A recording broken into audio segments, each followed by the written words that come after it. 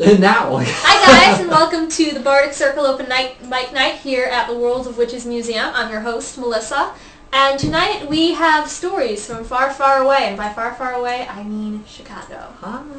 Yes. Al just got back last night from his trip. So from the land of Chicago. Yes. Lots of Greek people in Chicago. Lots of Greek people in Chicago. Lots of Greek people and lots of a big Latino crowd. So the food is so much better. So yeah, real spice in Chicago.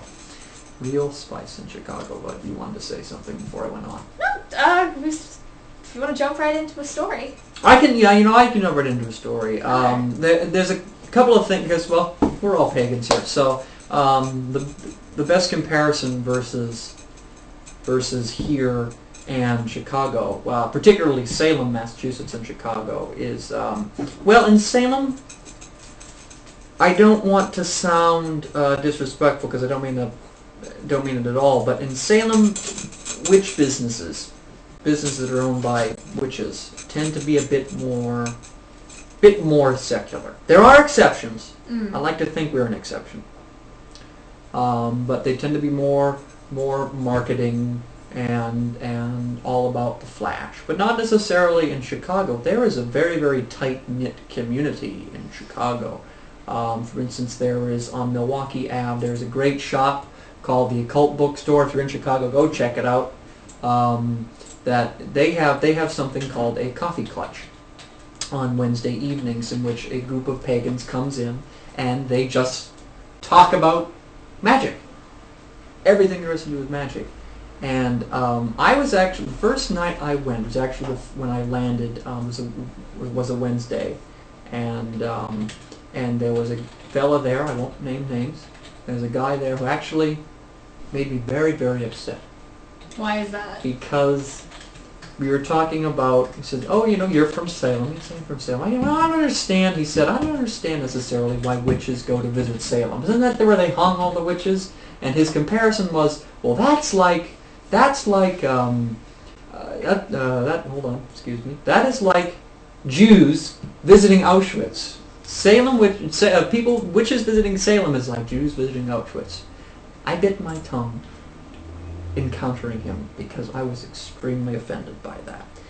And I mean, okay, maybe there might be a little bit of truth, because yeah, there were witches hanged, but they weren't actually witches, and there were 20 of them.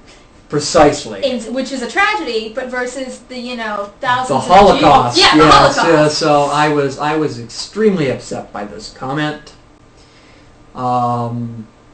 But I kept it cool and I kind of went, and shut up for a long time.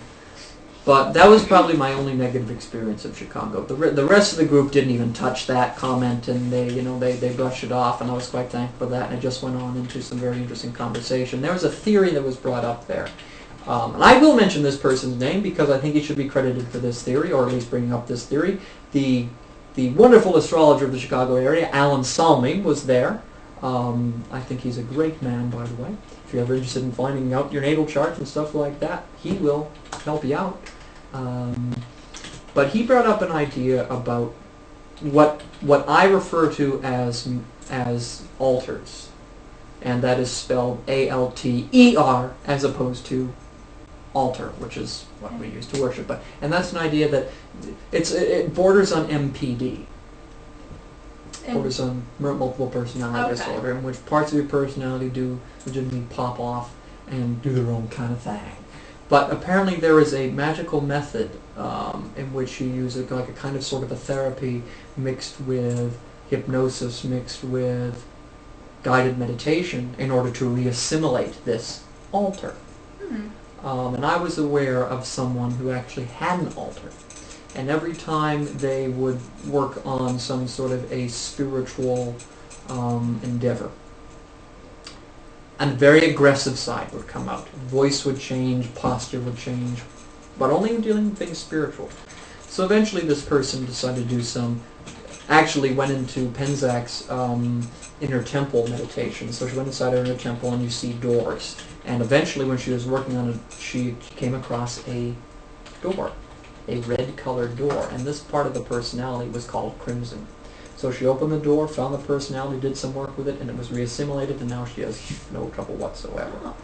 But back to my original idea that there's a lot of difference in there. Yeah, Chicago seems to me a bit more tight-knit, a bit more. Come, everybody. Which is not to say that it isn't always like that in Salem. There are plenty of welcoming people in Salem. But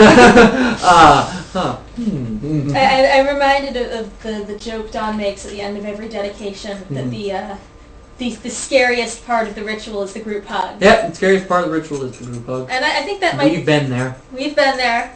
But that's actually, I feel like that's kind of a New England attitude, though, of being kind of close-collared and being less open. Yes, that is I mean, let's face it. Chicago's in the Midwest. Don't you know? And people were more welcoming in the Midwest in general. I mean, in comparison. I mean, I've lived in the Boston area all my life, and we know what Boston people can be like.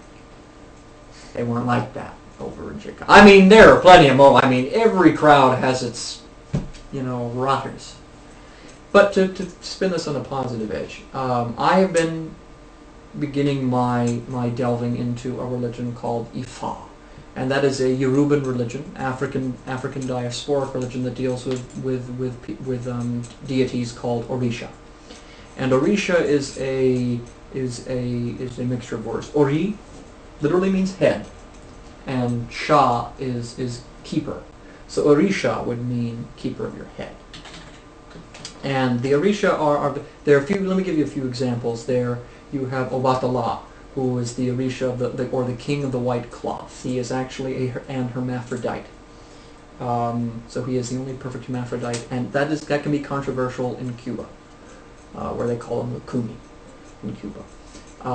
There is also Eshu, who in Voodoo is known as Papa Legba, and in Voodoo Obatala is known as Dambala, but Papa Legba or Eshu is the Orisha of the crossroads. Sits in the crossroads, and he's the gatekeeper and opener and closer of doors. He is one of the warriors. You also have Ogun, who is an Orisha of metal. He created the skeletal system as well.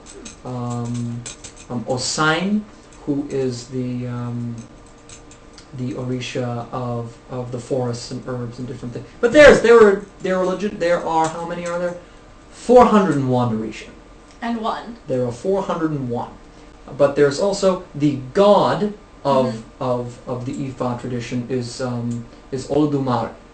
And on Olodumare there are 201 Orisha sit on either side of Olodumare. But so together that would make 402. However, Eshu sits on both sides. So that's why there's only 401. Because again, the idea is that if Olodumare is that little spot right here between my fingers, Eshu is this entire room. Okay. Now, why is the religion called Ifa? There is actually a deity in Ifa called Ifa, and his other name is Orunmila, and he is the Orisha of divination. And he is the mouthpiece for Olodumare. And he is known as Baba Ifa. Father is Baba. And he is the deity in which you get in touch with in order to divine things you have to do. Now, why am I saying this in comparison to Salem? Well, yes, we do have something called a botanica in Salem, but it's very limited. You can't get in touch with something called a babalau or a mambo. Mambo is actually a voodoo high priestess. Babalau is a Ifa high priest. But in Chicago there is an immense Ifa population. And it was a great place to actually get in touch with Ifa. I had my first reading with a Babalao. I can't go necessarily into specifics, but I can tell you I have to do something for certain deities called Ibo. And Ibo is sacrifice. Doesn't sound as vicious as it might, but for instance, one of my I'll tell you this, for one of my Ibo, I have to honor Eshu by giving him candy. And what I do for that is I give candy at a crossroads and at the base of a tree. That's how you would honor Eshu in this case. But you also honor your ancestors. That's a big part of it as well. And to divination, when the Babalao divines, Babalao is the only one who's allowed to divine with something called the Akpele. And the akpele is a chain which has 4 sections on either side. One of them has a bunch of symbols on one side and it's blank on the other side. And you hit the chain 1, 2, 3, you toss it, and the sign comes up and you interpret it from there. And that sign is said to be how Ifa is speaking to you. And luckily in my reading you can come with 2 things. You either come with Ife, or blessings, or you're told you're off your path. Thankfully I came with Ife from Obatala, King of the White Cloth. So I was rather lucky. But there are a few things you need to be aware of when you're Obatala. This is the fun part. I used to wear a lot of black. There's black stripe on this. That's allowed because I'm wearing gray. Obatala, being King of the White Cloth, cannot wear dark colors, nor can they have anything dark above their heads. Obatala cannot have much salt or much spice. Obatala cannot drink. And there is something called a pataki as to why Obatala cannot drink. Because Obatala was a creator Orisha. And he got drunk on palm wine, the pataki goes. And while he was drunk on palm wine, he created the feeble-minded people. And that's why Obatalas cannot drink. And now you might be wondering, why did I say when you are Obatala? Well, when you are Obatala, that means Obatala owns your ori. He owns your head. And of course, Eshu could own your head. Ifa could own your head. Most Babalaos have Ifa on their head. And that pretty much sums up my whole thing, except for one extra thing. You might be wondering, what in the heck is a Babalao? Like I said, it is a Ifa high priest, but it comes from 2 words as well. Baba, meaning father. Alao, meaning of secrets. So father of secrets. He keeps the secrets. Now, there was one other thing you had to do in preparation once you had found out that, how do you pronounce it again? Which one? Obatala. Obatala. Once you found out that Obatala had your head, there was one more. I don't know that Obatala has my head, but that is the theory out there, that Obatala has my head. But so there was something you had to do to purify yourself. Yeah, actually, I didn't have to purify myself for it. I don't like to travel. I hate flying. Flying makes me very ill. Ooh. So, but if you put anything white or very light on your head, it will cool you down. Quite literally, cool you down. And so what I had to do was I had to get up, do my regular shower, but then I had to pour milk all over myself, starting at the head and going down. And that actually, I had the most comfortable flight in my entire life after I did that. I also had to rub kaskariya on my hands and feet, which I am supposed to do a lot now as well. And that's not even delving into the lot of stuff that I can't tell you. So He likes to be enigmatic. no, it would technically be a sacrilege if I was to tell you. Oh, okay.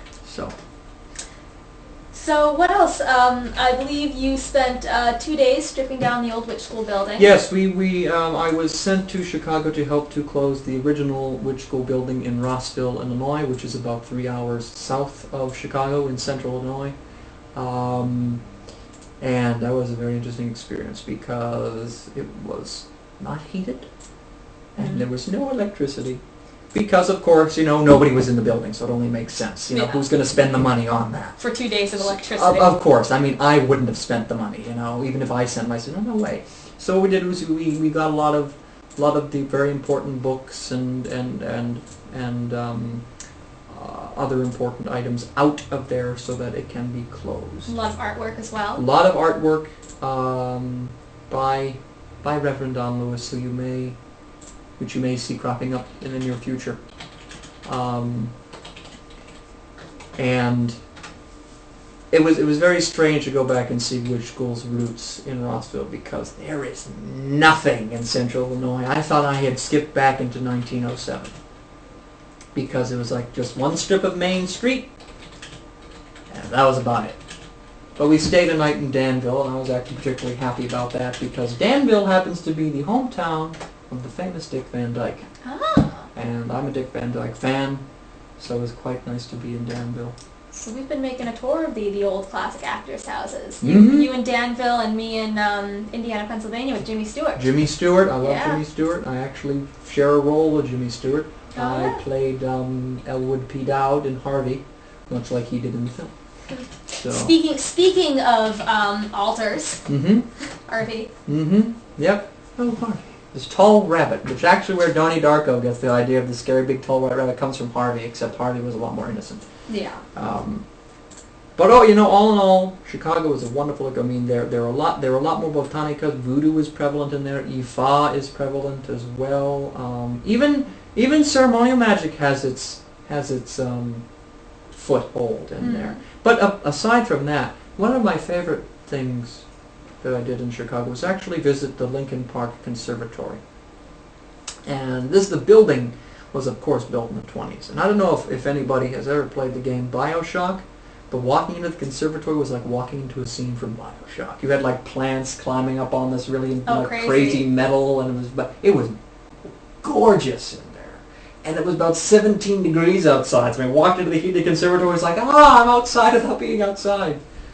But then we were crazy and decided to walk around the zoo that was right next to it for a bit, and we only saw 3 animals because the rest of them were sane and stayed inside. Exactly. I couldn't blink for 15 minutes when we got back. But Chicago, that title in town, it really is. It doesn't sleep. And it was a wonderful, wonderful experience. But I learned a couple of things in Chicago from the people I was staying with, and that is stay true to your own path. Explore as much as you can, really.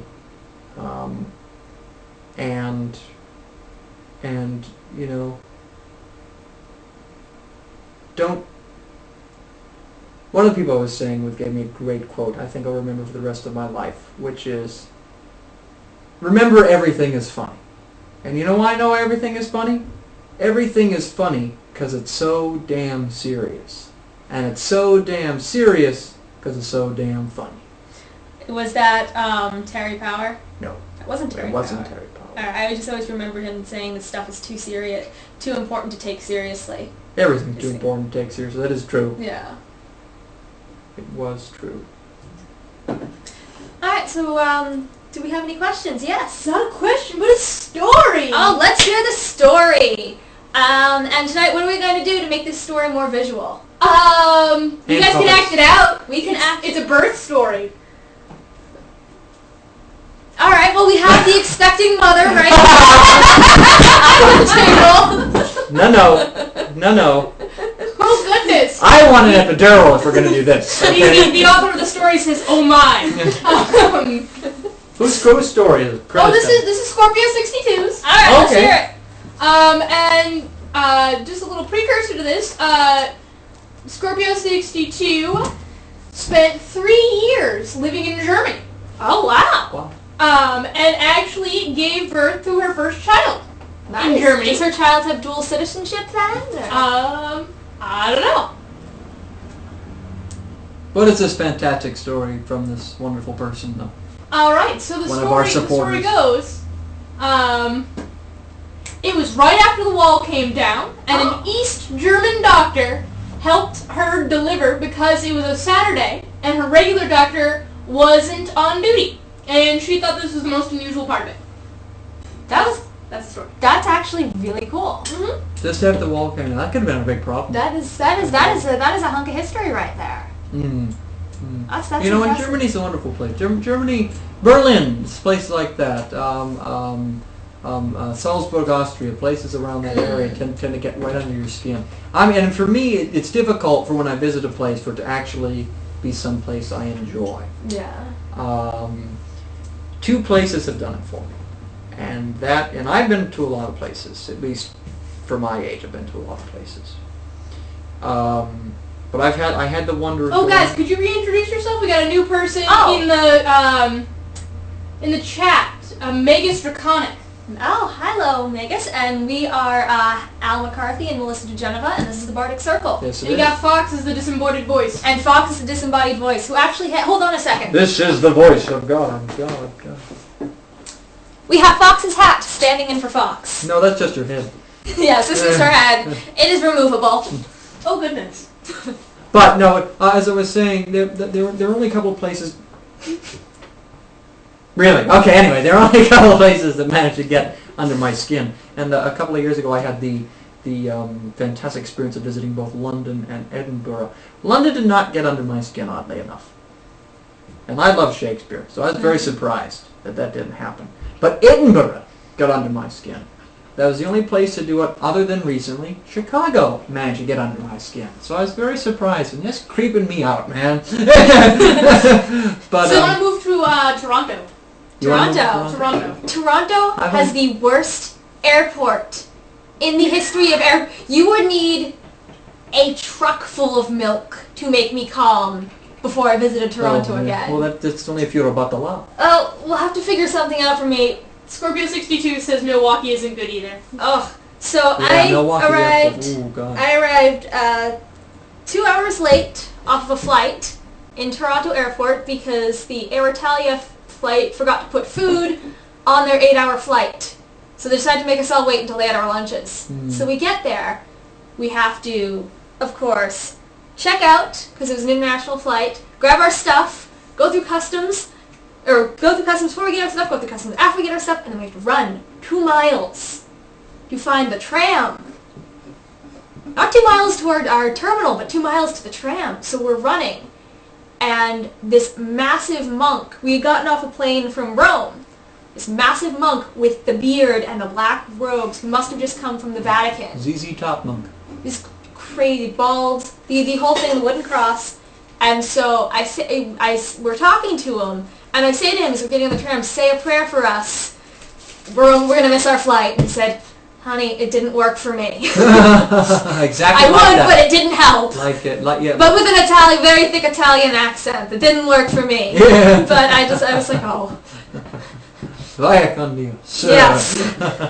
So I do not like the Toronto airport and would fly anywhere else to avoid flying there. Oh, but speaking about wearing religious symbol, like you said that he was wearing a wooden cross, it reminds me of something I forgot to mention. I was also staying with a Babalawo in training, and he was teaching me a bit about Ifa and different things, and it got to a point where he actually gave me something called elekes.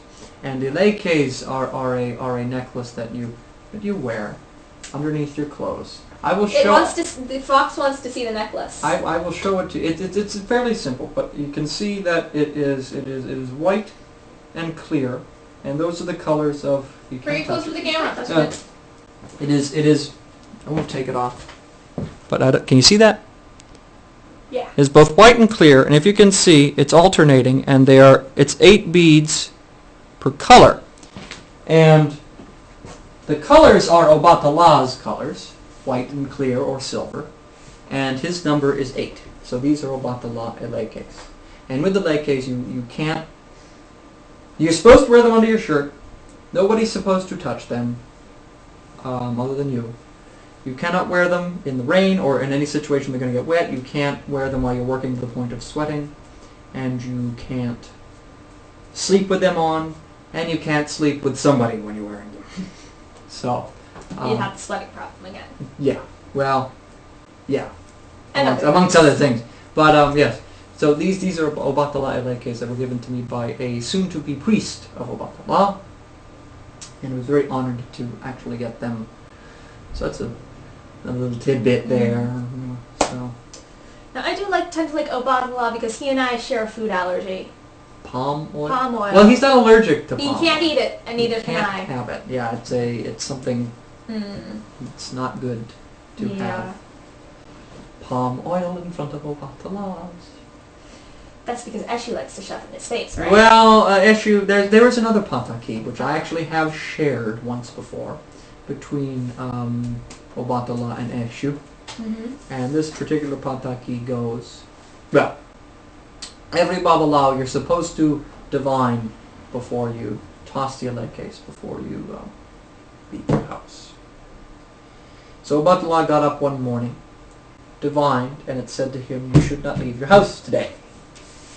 He said, but I'm the king of the red cloth. I'll do it anyway. I need to go visit my son at his palace.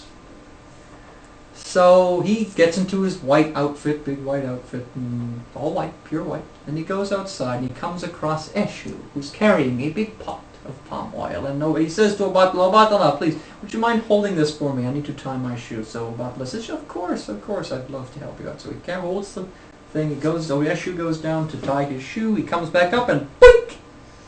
The jar of palm oil goes all over Obatala, and Obatala goes, "Why did you just do this?" And Eshu goes, "I'm sorry, I couldn't resist."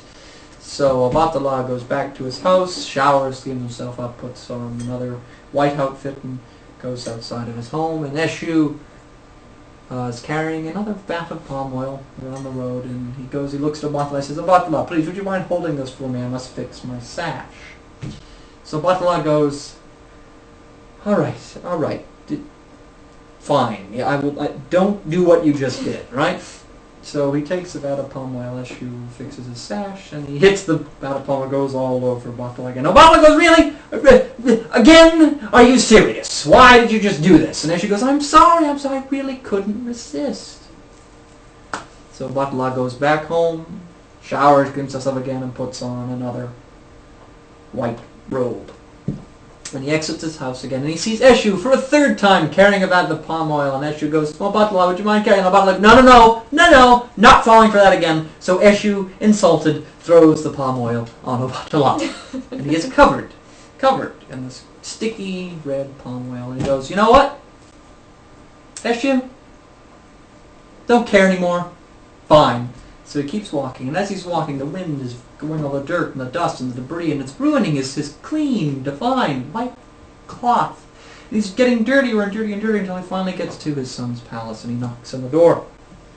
One of the guards opens. He says, "Who are you?" And he goes, "I am Obatala, king of the white cloth, here to visit my son. Let me in, please." And the guard goes, No. Dude, where is your clean white clothes? Where is your divinity? Where is your purity? You are not Obatala. So they throw him in prison. And because Obatala is in prison, chaos starts to go throughout the world. Time starts to kind of go do wonky things. Purity isn't there so much anymore. It just gets chaotic and more chaotic. And finally, Obatala's son goes down to his guards and said, "Listen, the world is going crazy. My father was supposed to visit me so that we could prevent this. And where is he? And one of the guards goes, "Funny story. Recently, the guy came up to the front gate and said, there was a guy, he said it was Obatala, but he was dirty, and you put my father in prison, didn't you?" "Yes, we did. We're sorry." So they got him out of prison, and the world went back to normal. And the Pataki says, if you divine, and it says stay home, you best stay home. And it's also an illustration of how Eshu is very childlike.